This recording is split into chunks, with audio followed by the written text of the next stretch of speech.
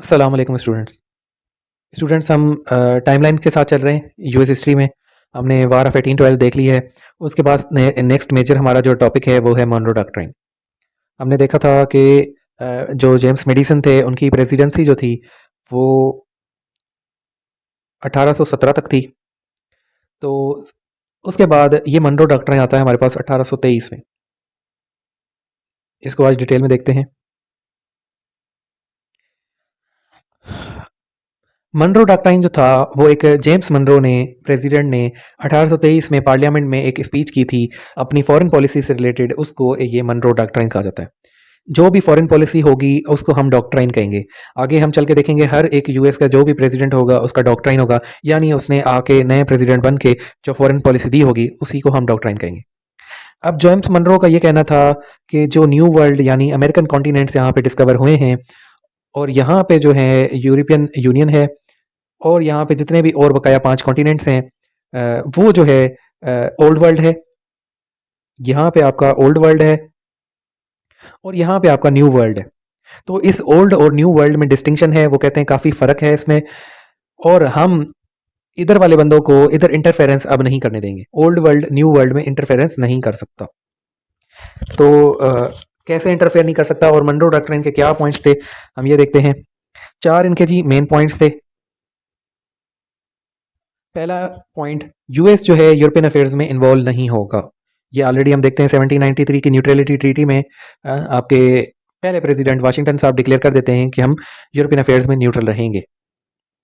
उसके बाद ये उसी पॉइंट को दोहरा रहे हैं। ठीक है।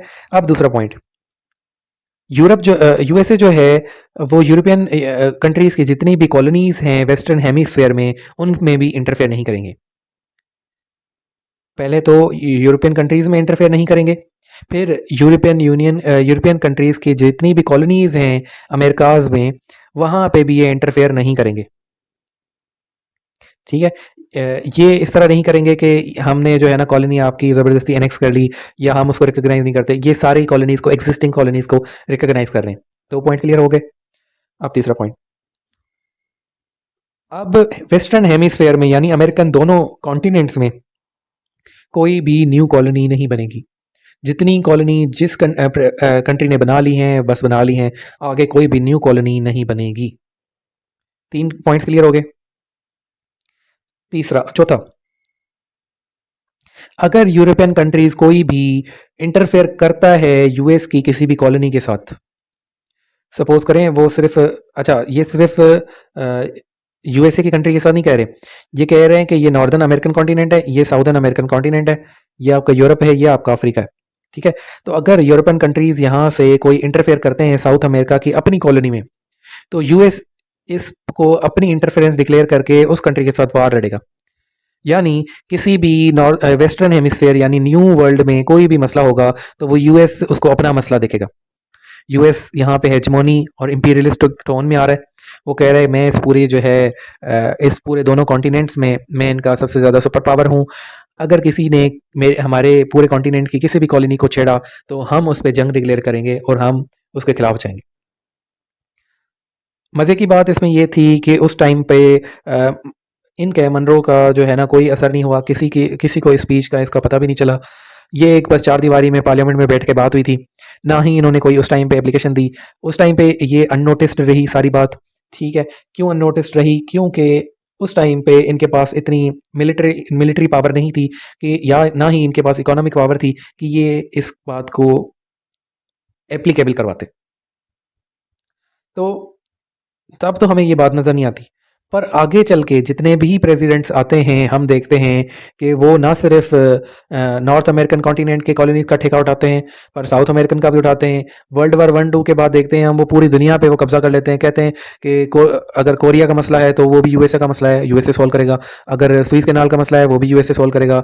अगर जो है आपका कोरिया का, सॉरी ये इसका वियतनाम का मसला है तो वो भी हम सॉल्व करेंगे। लिबनान का है वो भी हम करेंगे। इराक का है वो भी हम करेंगे। अफगानिस्तान का है वो भी हम करेंगे।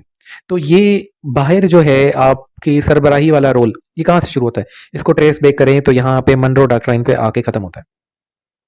मनरो डॉक्ट्राइन ने पहली दफा दिया था कि हम ठेका उठा रहे हैं, हम जिम्मेदारी लेते हैं। जितनी भी दोनों कॉन्टिनेंट्स में कॉलोनीज हैं, अगर यूरोपियन यूनियन का कोई भी कंट्री उन पे कोई भी जुल्म करेगा तो हम जो है उनको बचाने जाएंगे, हम उस कंट्री के खिलाफ जंग डिक्लेयर करेंगे। तो तब तो ये नहीं हो पाता पॉसिबल। आगे चल के हमारे पास बहुत सारी इसकी एप्लीकेशंस हैं, एप्लीकेशंस भरी पड़ी हैं, 100 से ज़्यादा एप्लीकेशंस हो जाएंगी लिखने बैठेंगे तो। अब मैं उनकी फ़ौरन जो उनके बाद के प्रेसिडेंट्स हैं उनमें देखते हैं कौन सी एप्लीकेशंस हैं। जेम्स पोल्क जो है इन्होंने मेक्सिको, ये कैलिफोर्निया, इन जो है टाइम पे ये एप्लीकेशन इस्तेमाल की है जब वो मैनिफेस्ट डेस्टिनी के लिए जा रहे थे। ठीक है, तो सबसे पहले इन्होंने की है। इन्होंने जो है स्पेन को भी वार्निंग दी है, ब्रिटेन को भी वार्निंग दी है कि आप जो है इन जो है स्टेट्स के लिए इस पे स्टेट्स पे एट्रोसिटीज़ और जुल्म करते हैं और यूएस को ये अच्छा नहीं लग रहा तो हम आपके साथ वार डिक्लेयर करते हैं। तो स्पेनिश अमेरिकन वार होती है 1898 में। ये इस वार में जो है ये बस ऐसे समझे इसकी एप्लीकेशन है कि किसी और का मसला था, यूएस ने कहा ये मेरा मसला है। उसके बाद थियोडोर रोजवेल्ट की बात करें तो इनको कहते हैं रोजवेल्ट कोरोलरी। कोरोलरी कहते हैं सेम को, इन एग्रीमेंट को। ठीक है, तो ये क्या होता है कि रूजवेल्ट कोरोलरी जो है मोनरो डॉक्ट्राइन का दूसरा नाम है। आपका क्वेश्चन में आए पेपर में कि रूजवेल्ट कोरोलरी क्या है, तो आपने यही लिखना है कि रूजवेल्ट साहब ने लैटिन अमेरिकन कंट्रीज का कहा था कि अगर कोई भी कंट्री जो है वो इन लैटिन अमेरिकन कंट्रीज के साथ मिसकंडक्ट करता है, एट्रोसिटीज करता है, या ये रिफ्यूज कर देते हैं कि हम कर्जा पे नहीं करेंगे, तो ये यूएस का भी मसला है, यूएस भी इन्वॉल्व होगा इसमें।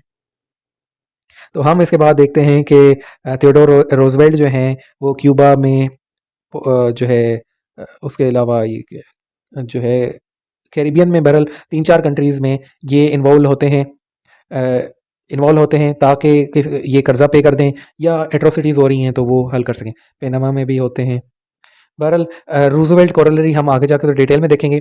फिलहाल आप यहाँ पे समझ लें कि ये एक एप्लीकेशन थी मनरो डॉक्ट्राइन की, इस तरह से कि लैटिन अमेरिकन कंट्रीज़ यानी वो अमेरिकन कंट्रीज़ जहाँ पे लैटिन लैंग्वेज ऑफिशियल लैंग्वेज होती है, वो उनका ठेका ले रहा है यूएस कि अगर कल को इन कॉलोनीज पे कोई भी जुल्म करेगा या इनके साथ कोई भी मसला हो, हम बैठे हैं, हमें बताएं, हम मसला हल करेंगे। तो ये सॉर्ट ऑफ जो है मनरो डॉक्ट्राइन की टोन थी। और ये 1904 में हो रही है, मनरो डॉक्ट्राइन 1823 का है। ये फ़र्क है, ठीक है। तो हम यहाँ पे देख रहे हैं ये मनरो डॉक्ट्राइन की एक्सटेंशन हो रही है रूजवेल्ट कोरोलरी में। अगर फर्दर हम एक्सटेंशन करें तो वर्ल्ड वार टू के बाद तो आपका जो है यूएस जो है वो पूरे दुनिया में फैल जाता है। कोरियन वार में देख लें, 1950 से लेके 53 तक जो वार होती है वो सारी यूएस देखता है। यूएस कहता है कि कोरिया में मसला हो रहा है, ये मेरा मसला है। वियतनाम में कर लें, उसके अलावा आप कर लें सुइस कैनाल क्राइसिस कर लें 1956 का। इस तरह से ये जितने भी मसले थे यूएस उसमें खुद इंटरफेयर होके, और वो कहता था इंटरनेशनल मसला है यानी यूएस का मसला है, हाँ मैं पूरी दुनिया का बाप हूँ, मुझे बताएं जो भी मसला होगा हम हल करेंगे। तो ये सॉर्ट ऑफ डॉक्ट्राइन जो है इसको मनरो डॉक्ट्राइन कहते हैं। वैसे मनरो डॉक्ट्राइन अगर आपको एक वर्ड में, एक जुमले में याद करना है तो आप ये याद रखें कि उन्होंने कहा था कि ओल्ड वर्ल्ड और न्यू वर्ल्ड दोनों बिल्कुल अलग-अलग हैं, ना ये इंटरफेयर करें ना हम इंटरफेयर करेंगे यहाँ पे। बस ये है मनरो डॉक्ट्राइन। बकाया 4 पॉइंट्स, 2 इधर के इंटरफेरेंस की पॉइंट्स हैं, 2 इधर के इंटरफेरेंस की पॉइंट्स हैं। तो हमने मनरो डॉक्ट्राइन देख लिया है। ये लेक्चर हमारा यहाँ पे कंप्लीट होता है। नेक्स्ट लेक्चर में मिलते हैं। थैंक यू स्टूडेंट्स, अल्लाह हाफिज़।